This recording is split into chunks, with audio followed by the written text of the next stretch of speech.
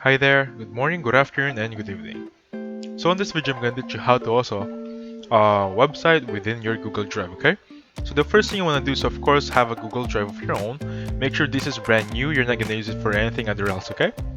I just created it right now from a dummy account. Now once you're here, make sure you have a document that says, for example, Enrico or your domain name, and then make sure inside it has an index.html file. Now once you have that, simply drag that folder on the My Drive section.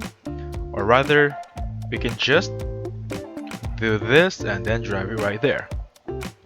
Now once it's downloaded, click on it, click on share, click on copy link, and then click on manage access. As you can see right here, you can either invite your primary email here, so you can either edit this file or edit the website within your primary email.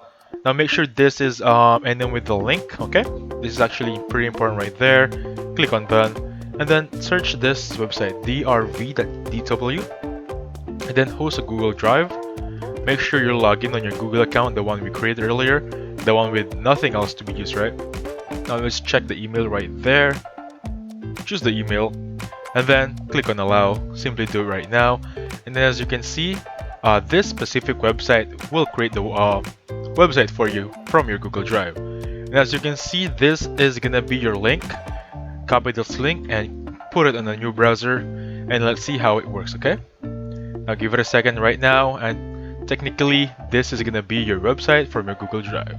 Now it doesn't have much info right now because I haven't added anything yet on this folder. However, if you want to edit this one, include anything, just input your layouts here, your designs on this specific folder, okay?